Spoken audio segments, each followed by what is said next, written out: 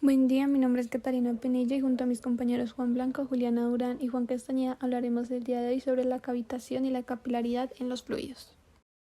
La cavitación es un fenómeno de la física en la cual un fluido, en este caso un líquido, ya que presenta fuerzas de cohesión, puede pasar del estado líquido a estado gaseoso por cambios inesperados o drásticos de aerodinámica, de presión y velocidad, y asimismo regresar a su estado original, es decir, líquido. La cavitación cuenta con dos fases. La primera fase es en la formación de burbujas donde el fluido pasa de estar en estado líquido a estado gaseoso. Como podemos observar en las diapositivas, cuando el fluido se encuentra por una tubería la cual tiene una reducción de área, en este pedazo el fluido aumentará su velocidad. Como es una contracción brusca o exagerada, también existirá un aumento en la energía de pérdida. Por otro lado, la presión disminuirá en este lugar y de esta manera la presión de vapor de agua será menor y ésta se evaporará formando burbujas.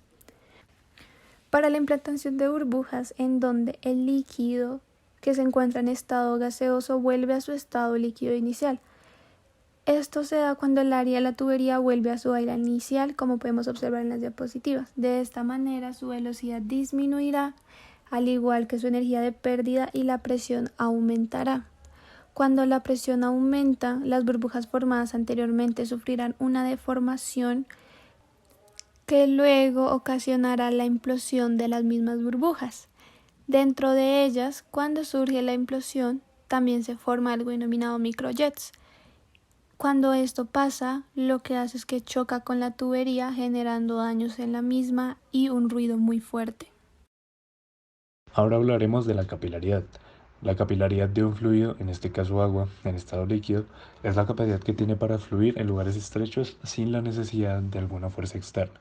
Esto se debe a que existen fuerzas intermoleculares como la cohesión entre el fluido y la superficie sólida, en este caso la tubería o tubo.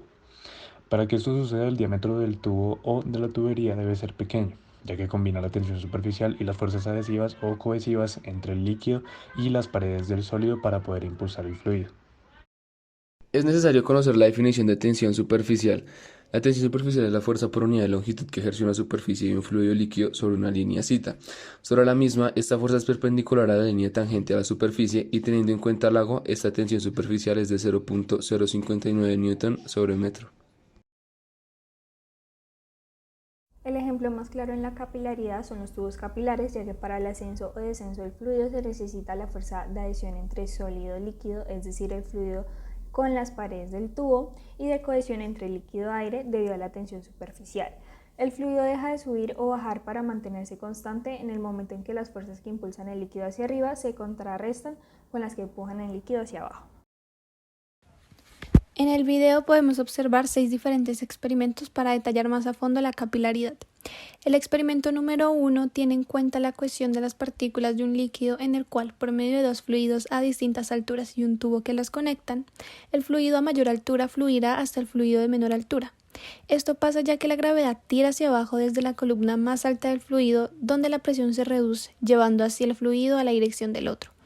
Adicional, realizan el mismo experimento colocando el tubo por medio de una superficie circular y llegan a la conclusión de que, a pesar de que haya cambios de altura constantes o de que el tubo no esté recto, la cohesión de partículas no se ve afectada, por lo que el fluido sigue fluyendo. Es por esto que este fenómeno de la física se usa en varios aspectos de la cotidianidad, como lo es en tuberías o en sanitarios de baño. Experimentos intentan averiguar cuál es la altura máxima en la cual la cohesión de partículas puede funcionar y llegan a la conclusión que es de 10 metros, ya que cada un metro la presión se reduce un 10% y en 10 metros la presión se reducirá en un 100%, por lo que cuando la presión sea menor no se hará cohesión de partículas del fluido líquido con la superficie, sino que se hará la cavitación del fluido generando burbujas y la explosión de las mismas. Experimento 3 del sifón de gota voladora. Se pasará el fluido a otra superficie, la cual cuenta con un poco de líquido. Las fuerzas de cohesión siguen ya que el líquido restante que está en la parte inferior de la superficie interactúa con el medio para que fluya y de esta manera el fluido, gracias al cambio de altura y la disminución de la presión, baje hasta la otra botella generando así un fluido constante. Ahora llevaremos a cabo el experimento número 4, que es la copa de tántalo.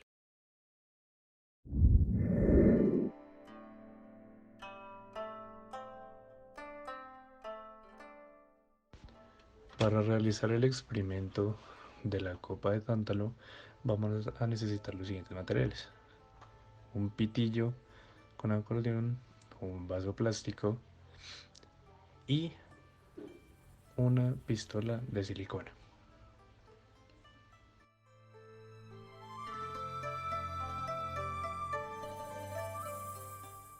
Lo primero que vamos a realizar es abrir el pitillo, luego doblarlo y con la pistola de silicona vamos a pegar ambas partes del pitillo.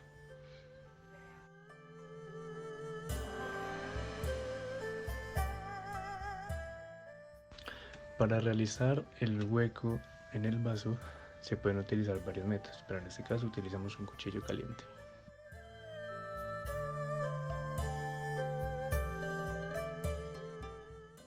Después de esto introducimos el pitillo pegado con la silicona dentro del vaso. Y listo, ya tenemos nuestra copa de tántalo.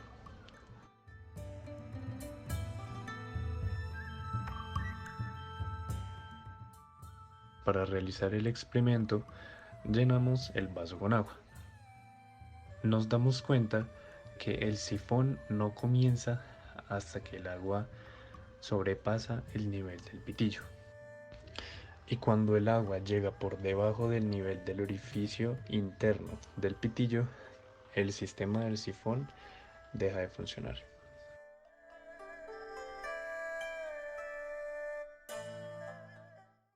En el experimento número 5, que es el sifón de campana, nos encontramos con un recipiente que cuenta en su interior con un tubo que en la parte inferior tiene agujeros.